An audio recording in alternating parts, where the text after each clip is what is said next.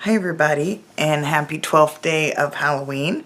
I hope everybody's having a great Halloween season so far. And today for our movie challenge, we had found footage. So let's see what we watched.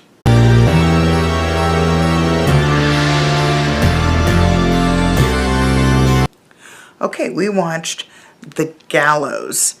Now this is a Blumhouse movie. It came out in 2015.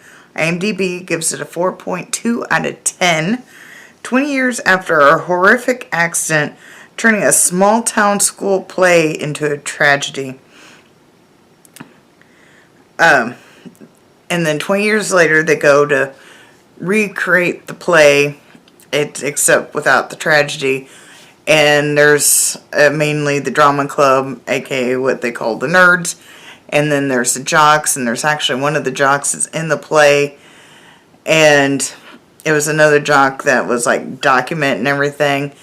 And some of the other jocks and the one that was filming everything was basically disrespecting what happened in the past and disrespecting the play itself.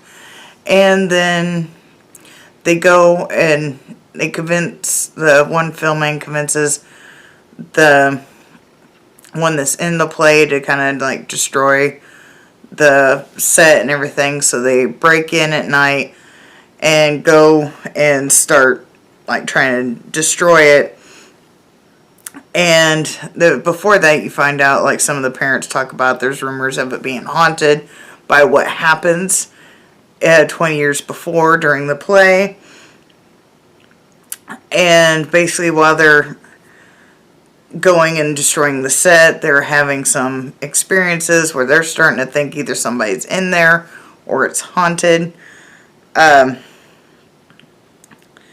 This has like a revenge plot, jump scares, ghost, which is almost, you can't really tell if it's real ghost or if it's something behind it. It's kind of like on the edge of that, but it's pretty much, I would say, a little bit of both. And there's also family secrets involved in this. And The Gallows, the name of the movie is named after the play itself. The play was called The Gallows. I gave it a 5 out of 10. I didn't think for a found footage film it really wasn't that bad. I mean, of course, you know, every film can be improved on somehow, but a lot of the jump scares got me. I did end up jumping a few times. Plus, they wasn't like too overly stupid. There was a couple that were, but it wasn't too overly stupid or really reliant on them as well. I mean, in some parts they were. But overall, and at least they never like complained about the film rolling. That's one thing I hate about found footage.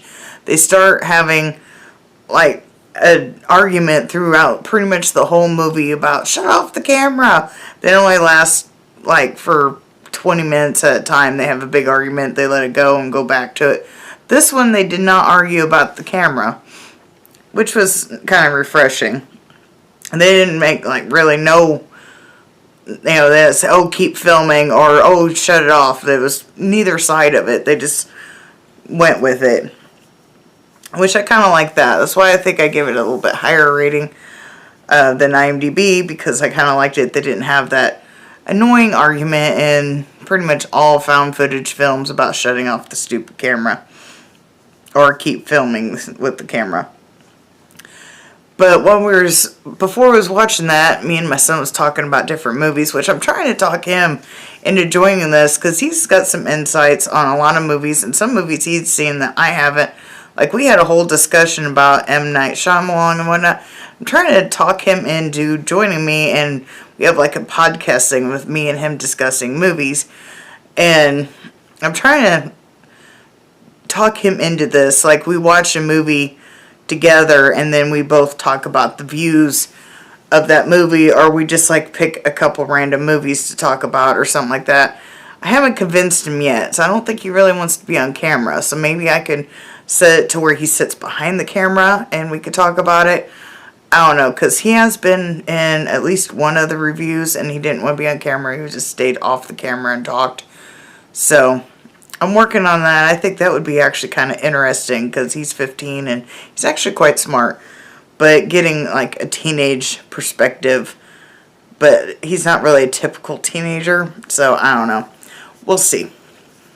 I'm working on it. And tomorrow, but anyway, back what we was talking about, I brought up something. I was talking about The Stand because of the new one coming out in December. And I'd asked him if you've ever seen The Stand. I was like, well, maybe we'll watch that someday. And I was like, but it's like 6 hours long.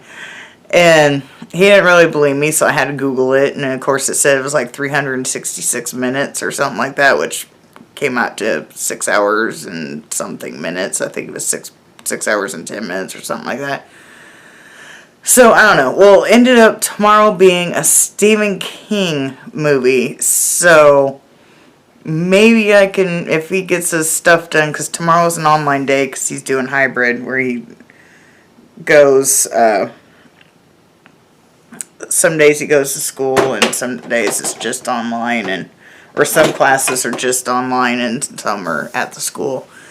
But tomorrow is just an online day, so if we can maybe get his homework done in enough time where we could sit down and watch a 6-hour movie, maybe, or I could get him to watch a different movie. I don't know, but we shall see. Maybe I could talk him into joining in the conversation where we can have a little bit more of opposite viewpoints.